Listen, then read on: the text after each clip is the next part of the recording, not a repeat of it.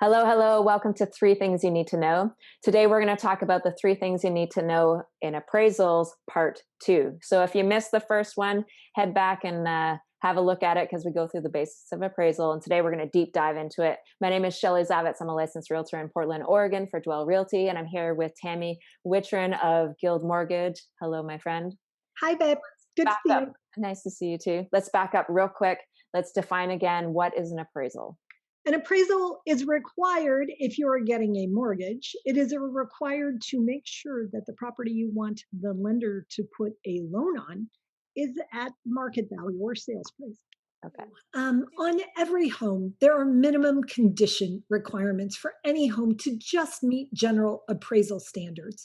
You know, we're not going to allow someone to appraise a house without a good roof, solid plumbing, solid working fundamentals of the house, and that's heat, water, electricity, roof, paint, the envelope of the house, windows.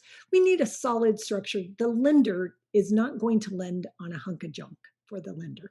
Okay. So when does a appraisal get ordered in the transaction? We have an accepted offer, then what happens? Perfect. Well, in our marketplace, because we're real busy and appraisals are getting moved out, we order them right away.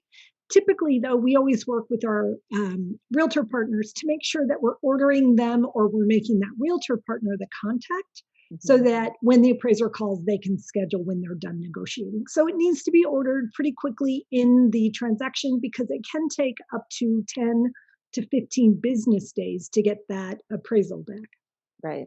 So sometimes, if there is a home inspection contingency period, not sometimes, Yep. most times, and we need the appraiser out there after that, Yeah. we have to be on it. Is that what you're saying? Yeah. Also, just remember, Shelley, that the appraisal is a third-party fee. It is a true buyer closing cost fee, and appraisals are expensive. They're like in our marketplace, in the Portland marketplace, they run anywhere $675 to $725, up to $775, depending on the program. So appraisals are expensive. Right. So you need a realtor know what they're doing. Just to step back, because if you have already paid for out of pocket for home inspection and you are not sure that that house is going to make it through home inspection, you don't want to be paying for an appraisal, right? Exactly. That's an unnecessary cost. So you need an experienced real estate agent to help you through that. And then what about the results? So the appraiser's been there. Yep. And that's a third party person that looks through the house and decides on value, and you get that back. So let's start with, let's pretend that it appraises at the value of the purchase price. What happens? Perfect. So, Shelley, just to quickly throw this little bit of information in. So, the appraiser is looking for comparable closed sales that are equal in square footage, number of bedrooms, and bathroom counts. They need a comparable home as close to that subject property as they can get. And they need 3 of them. That's what is created in the appraisal. Now, what if the appraisal comes in at value? Perfect, no problem. The appraisal could come in over value.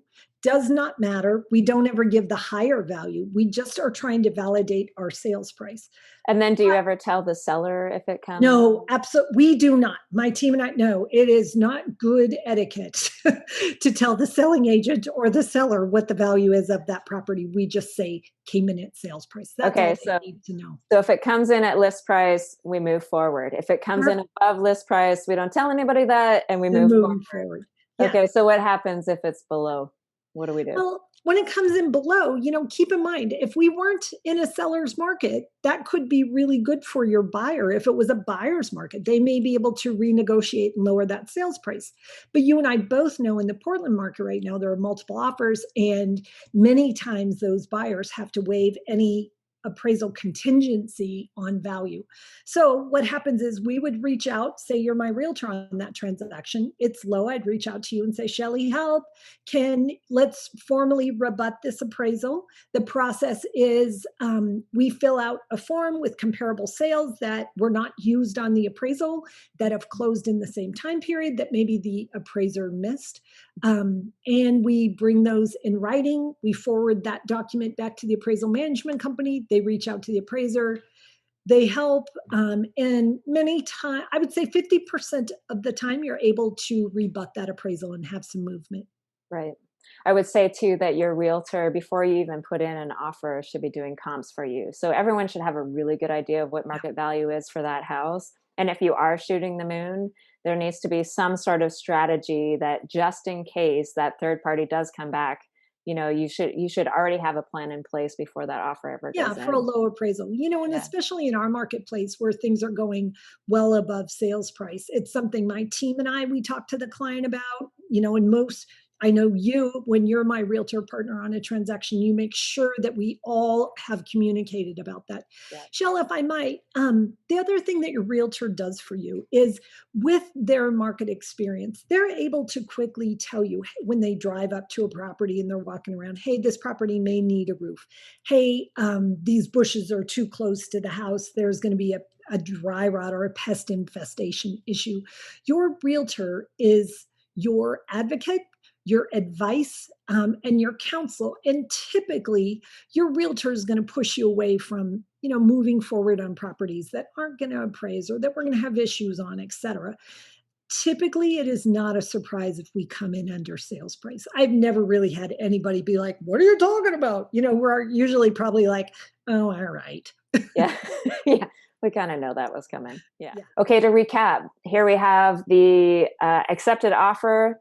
We go through the home inspection contingency period. We have an appraisal. That appraisal is for the lender to make sure that what you offered on the house, should you stop paying your mortgage, they can actually get back. Right? Exactly. Yep. That's really And what it then boils down to. yeah, and your lender is going to order that to make sure that we close on time as promised, and we would manage that process with you and make sure you understand. Hey, they're taking a long time. We got to get it ordered right away. Such great information. Thank you, Tammy. Thank you for coming. As always, Shell, great to see you, baby. See you next week. Okay. All right. Bye.